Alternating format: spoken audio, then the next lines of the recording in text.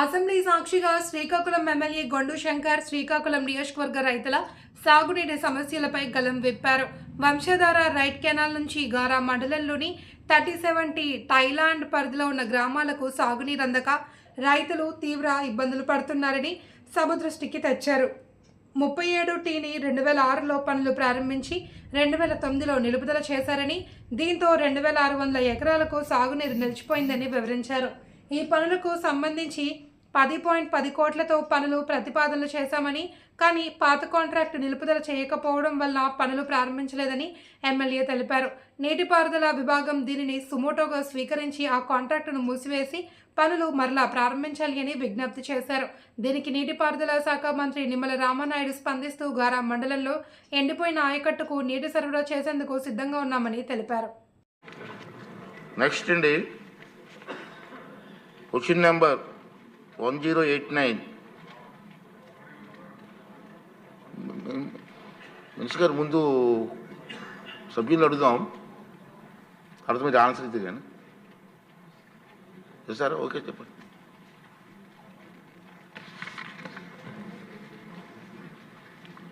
ధన్యవాదాలు అధ్యక్ష. మొదటి ప్రశ్నకు సమాధానం అవునండి. రెండవ ప్రశ్నకు సమాధానం గారా మండలంలో ఎండిపోయిన ఆయకట్టుకు నీటిని సరఫరా చేయడం కోసం పనులను చేపట్టడానికి సంబంధించిన విషయం రూపొందించబడుతున్నది. మూడవ ప్రశ్నకు సమాధానం శ్రీకాకుళం జిల్లాలోని పచ్చవలస మరియు అంబళ్ళవలస గ్రామాల్లో ఎత్తిపోతల సాగునీటి ప్రాజెక్టుల నిర్మాణానికి ప్రతిపాదన సిద్ధం చేయడం జరుగుతున్నది. నాలుగవ ప్రశ్నకు సమాధానం డిపిఆర్తో పాటుగా పచ్చవలస ఎత్తిపోతల సాగునీటి పథకం కోసం జల సంబంధమైన క్లియరెన్స్ ప్రతిపాదనలు సిద్ధమవుతున్నాయి. అమ్మల్లవలస ఎత్తిపోతల సాగునీటి పథకానికి జల సంబంధమైన క్లియరెన్స్లు ఇవ్వడమైనది మరియు పనులు ప్రారంభించకపోవడం వల్ల మరి మంజూరు అయినటువంటి రద్దు ఏదైతే పనులు రద్దు చేయడం జరిగిందో దాన్ని సవరించినటువంటి డిపిఆర్ ప్రకారం మళ్ళీ రూపొందించడం జరుగుతుంది అధ్యక్ష. Thank you. ఓకే, శంకర్రావు గారు. నమస్కారం అధ్యక్ష. శ్రీకాకుళం నియోజకవర్గ శివారు ప్రాంతాలకు సాగునీరు అందించే విషయంపై మాట్లాడే అవకాశం ఇచ్చినందుకు ధన్యవాదాలు తెలియజేసుకుంటూ, కూటమి ప్రభుత్వం ఏర్పాటైన తర్వాత గౌరవ ముఖ్యమంత్రి వర్యులు ఆంధ్రప్రదేశ్ని అన్నపూర్ణ ఆంధ్రప్రదేశ్ చేసే దిశగా శరవేగంగా సాగునీటి ప్రాజెక్టులు చేస్తున్నందుకు అభినందిస్తూ, శ్రీకాకుళం జిల్లాలో మాకు జీవనాడైనటువంటి వంశధార ప్రాజెక్టులో స్టేజ్ 2 ఫేజ్ 1లో భాగంగా రైట్ మెయిన్ కెనాల్ దాదాపు 60,000 ఎకరాలకు సాగునీరు అందించే విషయంలో మా శ్రీకాకుళం నియోజకవర్గానికి గారా మండలం వచ్చేసరికి 37T అనే ప్రాజెక్టు 2007లో అప్పటి కాంగ్రెస్ ప్రభుత్వం అట్టహాసంగా నీరు అందించామని ప్రారంభోత్సవం చేసినప్పటికి కూడా 2006లో ప్రారంభమైన వరకు 2009లో నిలిపివేయబడ్డాయి అధ్యక్ష. దానివల్ల 4,600 పైచీలకు ఎకరాలకి నీరు లేని పరిస్థితి అధ్యక్ష. ఓన్లీ ఎక్స్కవేషన్ మాత్రమే జరిగింది. అయితే దానికి గౌరవ మంత్రివర్యుల దృష్టికి తీసుకెళ్ళడం జరిగింది. అధికారుల దృష్టికి తీసుకువెళ్తే 10.10 కోట్లతో మళ్ళీ ప్రతిపాదనలు సిద్ధం చేసినప్పటికీ అధ్యక్ష అది మళ్ళీ ఆ కాంట్రాక్ట్ ఈ రోజు వరకు క్లోజ్ అవ్వలేదు అధ్యక్ష. చాలాసార్లు నేను విన్నవించుకోవడం జరిగింది. మరి అధికారులు నిర్లక్ష్యం మూలంగా దీన్ని పట్టించుకోవట్లేదు. ఎందుకంటే సుమోటోగా దీన్ని ఈఓటి ఎస్సీ పరిధిలో దీన్ని క్లోజ్ చేయాలి అధ్యక్ష. అప్పుడే కొత్త టెండర్లకు వెళ్లాల్సి వస్తుంది. సో ఇక్కడ మాకు ధవళేశ్వరం నుండి ఎస్సీ గారు రావడం వల్ల మాకు ఫుల్ టైం ఎస్సీ గారు లేని పరిస్థితి కూడా మాకు ఇది ఒక లోపం అధ్యక్ష. దీని కారణంగా ఇది ఒక పక్క సముద్రం, ఒక పక్క రైట్ మెయిన్ కెనాల్, ఒక పక్క వంశధార నది ఉన్నప్పటికి కూడా ఈ మధ్య దాదాపు 2,500 ఎకరాలకి ఇంజన్లతో తోడుకుంటుండగా ఇంకో 2,300 ఎకరాలు ఎడారిగా ఉండే పరిస్థితి అధ్యక్ష. దీనివల్ల మాకు 11 విలేజెస్ జల్లపేట, నిజామాబాదు, జాఫరాబాదు, తూలుగు, కొత్తబెల్లంపేట,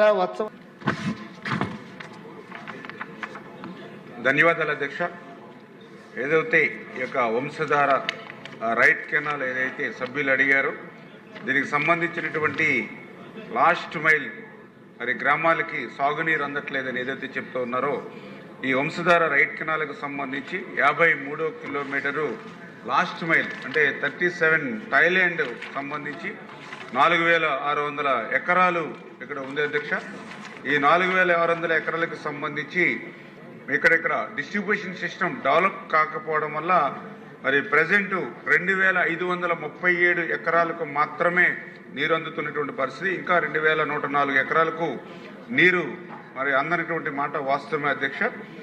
దీనిపైన గతంలో మరి ఈ యొక్క కూటమి ప్రభుత్వం అధికారంలోకి వచ్చిన తర్వాత మొన్న ఏప్రిల్ నెల 22వ తారీఖున శ్రీకాకుళం కలెక్టరేట్లో జరిగినటువంటి రివ్యూ సమావేశంలో గౌరవ శాసనసభ్యులు కూడా ఆ రివ్యూ మీటింగ్లో ఆ యొక్క సమస్యను కూడా మా దృష్టికి తీసుకొచ్చినటువంటి స్థితిలో మా ఇరిగేషన్ డిపార్ట్మెంట్ మీద కూడా దీని మీద ఒక రివ్యూ చేయడం జరిగింది.